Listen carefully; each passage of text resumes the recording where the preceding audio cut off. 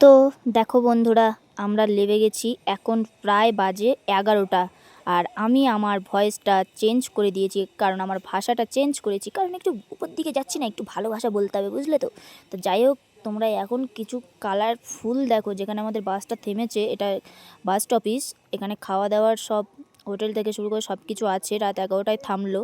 আর শুধু দেখো এখানে নয়নতারাগুলো কী কী ভ্যারাইটিসের আছে। আমি যেখানে ফুল, যেখানে গাছ, সেখানেই আমি। এটা সব থেকে সত্যি কথা বড়। তো দেখো কালারগুলো আমি দেখে মানে ঠিক থাকতে পারিনি, যার জন্য আমি একটু আর কি ভিডিও করে নিয়েছি। তা তোমরাও দেখো। জানি এগুলো অনেকের কাছে মনে হবে হ্যাঁ কী দেখাচ্ছে, কিন্তু এগুলো আমার কাছে সত্যি অনেকটাই সুন্দর। আর এই যে হচ্ছে শঙ্কর মিষ্টান্ন প্রতিষ্ঠান, এটাই হচ্ছে এখানে সব কটা বাস থামে। আর এই যে হচ্ছে খাওয়া দাওয়ার জায়গা এই হোটেলটাতে। মানে এখানে খাওয়া দাওয়া থেকে শুরু করে মিষ্টি থেকে শুরু করে পানের দোকান, চায়ের দোকান, সব কিছু আছে। আর এখান থেকে দেখো আমরা কিছুই খাইনি, কিছুই কিনিনি, কারণ এর আগেই আমরা খেয়েছি ফ্রাইড রাইস, চিকেন কষা। তো একটা স্প্রাইট নিয়েছি, একটা জোয়ান নিয়েছি, আর একটা মটরশুঁটি নিয়েছি। আর দেখো সকাল হয়ে গেছে এখন।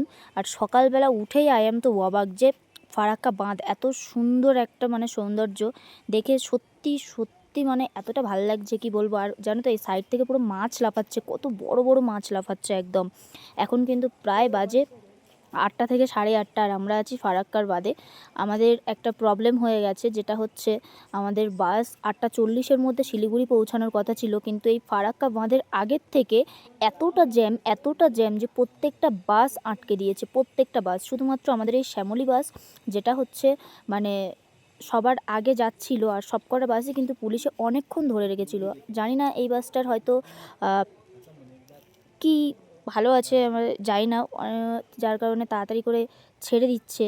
হতে পারে ট্যাক্সের শিডিউলটা অনেকটা বেশি নেয়, যার কারণে টিকিটটাও বেশি, তার জন্যে তাড়াতাড়ি ছেড়ে দিচ্ছে, কোথাও আটকাচ্ছে না পুলিশ।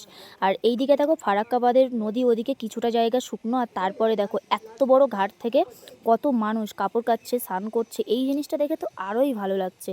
মানে ফারাক্কাবাদের একদিকে পুরো একদম যেন ফুসছে ফারাক্কা নদী, আর আরেকটা দিকে পুরো একদম শুকনো, একদম বালি। আর তারপরে দেখো পুরো নদী, মানে একটা পুকুর হয়ে গেছে এই সাইডটায়, বড় একটা পুকুর। আর এতটা ঘাট, যেখানে সব বউরা মেয়েরা সবাই দেখো কাপড় কাচ্ছে গামলি গামলি, আর এদিকে স্নান করছে। মানে এই সৌন্দর্যটা সত্যিই হয়তো না আসলে আমি দেখতে পেতাম না।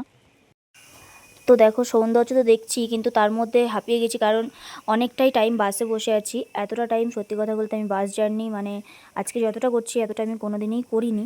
তো দেখা যাক কতক্ষণে আমরা যাই। যা জ্যাম হচ্ছে, মনে হচ্ছে না 8:40 তো পার হয়ে 9টা 10টা বেজে গেছে। এখন জানি না যে বিকালের মধ্যে পৌঁছাতে পারবো কি না। আর এই সাইডটায় দেখো পুরোটা গোটা রাস্তা জুড়ে শুধু ভুট্টা এখানে শুকানো হচ্ছে। আর প্রত্যেকটা মাঠে এখন ভুট্টা গাছ পুরো শুকনো করা আছে। এই যে ভুট্টা গাছ পুরো বেঁধে বেঁধে একদম বেঁধে রাখা আছে, আর রাস্তা দিয়ে পুরো শুকনো যে ভুট্টাগুলো, পাকা ভুট্টা যেটা আর কি বলে, সেটাই আর কি বেছানো আছে। আর এই জিনিসটা তো আরও সুন্দর যে প্রত্যেকটা কয়েক বিঘা জমি নিয়ে কিছুটা কিছুটা পরে গিয়ে এতটা পরিমাণে পদ্ম ফুল গাছ লাগানো আর কি। এই পদ্ম পুকুরগুলো দেখতে যা সুন্দর লাগছিল, জানি না ফুটলে কতটা সুন্দর লাগতো পদ্ম ফুলগুলো।